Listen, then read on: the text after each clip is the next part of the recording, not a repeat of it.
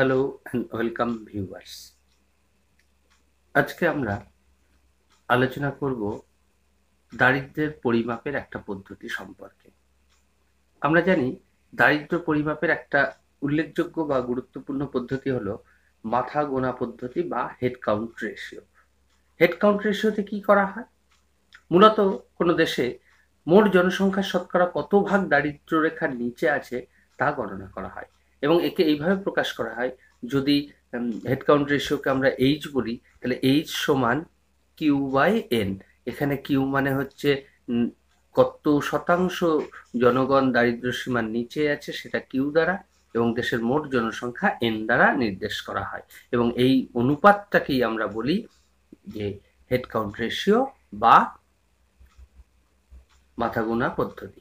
কিন্তু এই মাথা গোনা পদ্ধতির একটা গুরুত্বপূর্ণ অসুবিধা হলো অধ্যাপক অমর্ত্য সেনের মতে যে দারিদ্র্য রেখার নিচে অবস্থান যারা করে তাদের সকলের অবস্থা কিন্তু সমান নয়। দেখা যাচ্ছে, যদি আমি একটা বোঝার সুবিধার্থে বলি যে দারিদ্র্য সীমা বা দারিদ্র্য রেখা হলো 100 টাকা, তাহলে এই 100 টাকার নিচে 90 টাকাও হয়, আবার 100 টাকার নিচে 50 টাকাও হয়। এখন 90 টাকার দারিদ্র্যের অবস্থা বা দারিদ্রতা আর 50 টাকার দারিদ্রতা কিন্তু এক নয়। অর্থাৎ যে ব্যক্তির আয় 90 টাকা সেও দরিদ্র, আবার যে ব্যক্তির আয় 50 টাকা সেও দরিদ্র, কিন্তু বাস্তবে উভয়ের অবস্থান তো সমান নয়। তাহলে দারিদ্র্যের প্রকৃত স্বরূপ বুঝতে হলে কি করতে হবে? দারিদ্র্য রেখার নিচে যে জনগণ, যে জনসংখ্যাটা রয়েছে তাদের আয়ের বন্টনটাকে বিচার করা দরকার। অধ্যাপক সেনের ভাষায় যদি বলি তাহলে বলতে হবে, it is not sufficient to know how many poor people there are, but how exactly poor they are. অর্থাৎ দারিদ্র্যের গভীরতা পরিমাপ করার জন্যই কিন্তু আমরা আজকে আলোচনা করব দারিদ্র্যের ফাঁক বা দারিদ্র্যের ব্যবধান, বা যেটাকে পভার্টি গ্যাপ বা P1 মেজার হিসাবে অধ্যাপক অমর্ত্য সেন ব্যাখ্যা করেছেন। এই মেজারটা কিভাবে করা হয়? এই মেজারমেন্টটা করা হয় যে P1 অর্থাৎ দারিদ্র্যের ফাঁক, এটা সমান সমান P0 Z minus y by z. এখানে P0 কি বোঝাচ্ছে? P0 হচ্ছে দারিদ্র সীমার নিচে কতজন মানুষ আছে P0 দ্বারা সেটা নির্দেশ করা হয়। আর জেডটা কি? জেডটাকে নির্দেশ করা হয় দারিদ্র রেখা বা দারিদ্র সীমা। আর ওয়াই দ্বারা নির্দেশ করা হয় যে দরিদ্র জনগণের গড় ভোগ ব্যয় বা অ্যাভারেজ কনজাম্পশন এক্সপেন্ডিচার। তাহলে এই তিনটে বিষয় অর্থাৎ P0, ওয়াই গড় ভোগ ব্যয় আর দারিদ্র রেখা, এই তিনটে বিষয়ের সাহায্যে আমরা পরিমাপ করতে পারি দারিদ্র্যের ফাঁক বা ব্যবধান, যেটাকে পভার্টি গ্যাপও বলা যায়। এখন আমরা কিভাবে পরিমাপ করা হবে একটা উদাহরণ দিয়ে এবং এর তাৎপর্যটা একই সাথে আলোচনা করব। তিনটে আমরা উদাহরণ দিয়ে দেখব। প্রথমে আমরা বোঝার সুবিধার্থে ধরে নিচ্ছি যে কোনো একটা দেশের জনসংখ্যার ধরো 40% দারিদ্র সীমার নিচে আছে, অর্থাৎ আমাদের P0 এটা হচ্ছে 40%, আর দারিদ্র রেখা হচ্ছে 90 টাকা, যেটা আমরা জেড বলেছিলাম, জেড হচ্ছে 90 টাকা, আর জনগণের, দরিদ্র জনগণের গড় ভোগ ব্যয় যেটাকে আমরা ওয়াই দিয়ে নির্দেশ করেছিলাম সেটা হচ্ছে 80 টাকা।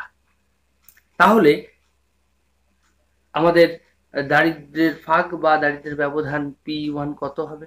P1 হবে P0, ফর্মুলা কি P0, তার ভ্যালুটা বসালাম। তারপরে আসবে Z মাইনাস ওয়াই, জেড মানে আমাদের 90 মাইনাস ওয়াই মানে 80 বাই জেড, জেড মানে হচ্ছে 90। তাহলে ক্যালকুলেশন করলে এর ভ্যালুটা আসবে, দেখা যাবে যে 4.4। কিভাবে পাবো? 40 গুণ 10 বাই 90, তার মানে 400 বাই 90 বা 400 বাই 90 মানে 40 বাই 9 ভাগ করলে আসছে 4.4।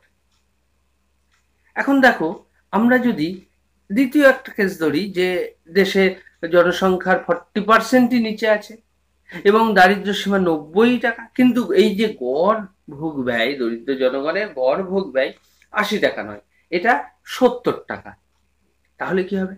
বা এটা আরো কম যদি ধরি যে 60 টাকা, তাহলেই বা কি হবে? যদি আমরা এটাকে 60 টাকা ধরি, তাহলে দেখো ফর্মুলায় বসালে এখানে 80-র জায়গায় 60 হবে, তাহলে এই ভ্যালুটা হয়ে যাবে সেক্ষেত্রে 13.3। আবার যদি আমরা এটাকে 70 ধরি, তাহলে ভ্যালুটা 13.3-এর থেকে কম হবে, কিন্তু 4.4-এর চেয়ে বেশি হবে। তাহলে দেখো, যত গড় ভোগ ব্যয় দরিদ্র জনগণের কম হচ্ছে, দারিদ্র্যের গভীরতা বা দারিদ্র্যের ফাঁক বা ব্যবধান তত বাড়ছে। যখন 80 টাকা তখন 4.4, আর 80 থেকে কমে যখন 70 টাকা বা 60 টাকা হচ্ছে, তখন এটা হয়ে যাচ্ছে 13.3।